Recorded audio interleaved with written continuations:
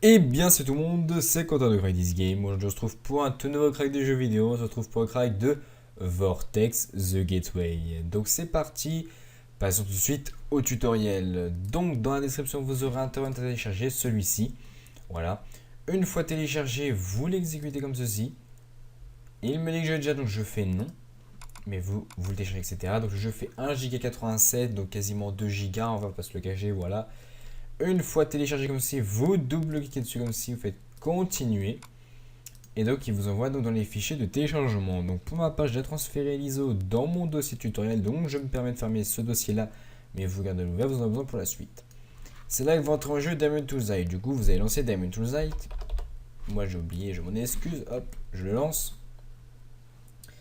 Ok. Donc, vous allez prendre votre ISO que vous allez glisser dans Diamond Toolsite comme ceci. Vous allez le sélectionner, puis faire monter. Voilà. Si vous n'avez pas l'exécution automatique, vous faites Windows plus E au menu démarrer ordinateur. Vous êtes donc dans votre ordinateur. Vous faites clic droit sur le lecteur CD, le lecteur BD-ROM, enfin en gros le lecteur virtuel. Vous faites clic droit, ouvrir. Et vous arrivez donc dans le CD, enfin dans le CD virtuel en gros.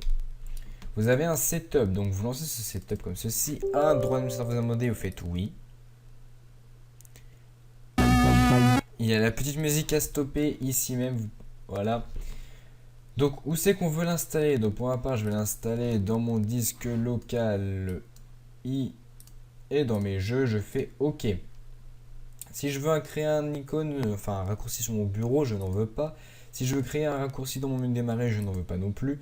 Ils vous disent que vous avez besoin de 2 Go 75 d'espace sur votre disque dur pour l'installer. Si vous ne voulez pas créer d'application qui permettent de désinstaller votre jeu, ne le cochez pas. Parce que comme ça, si vous le désinstallez, vous avez juste à lancer le uninstall.exe, c'est fini. Ça, on n'y touche pas. Et une fois que tout ça est sélectionné, vous faites install. Donc le jeu est assez rapide à s'installer du fait que c'est un petit jeu.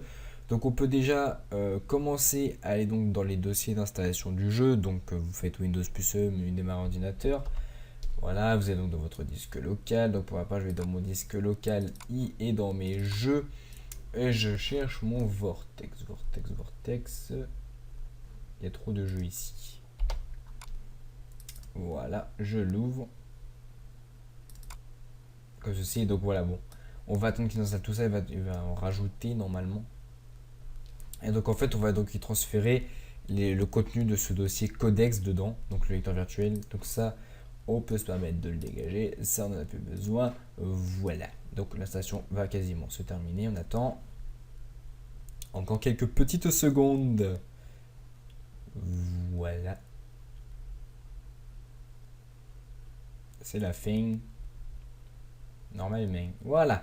Donc là, il vous dit que votre jeu a été bien installé et tout. Faites finish. Donc vous voyez ce que je vous parlais de l'install. Si vous voulez désinstaller, vous lancez ça.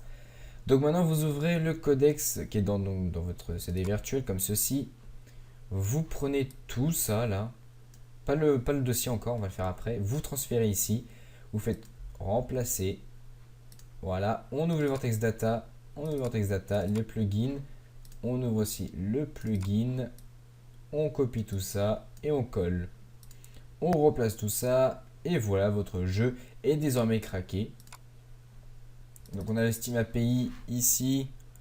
Voilà, où c'est qu'on peut changer la langue. Hein, ça, je ne vous l'apprends pas. Hein, voilà.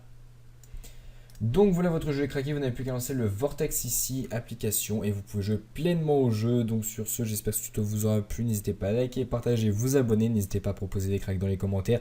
Et du coup, à très bientôt pour une nouvelle vidéo. C'était Quentin de Crack This Game. A plus, peace.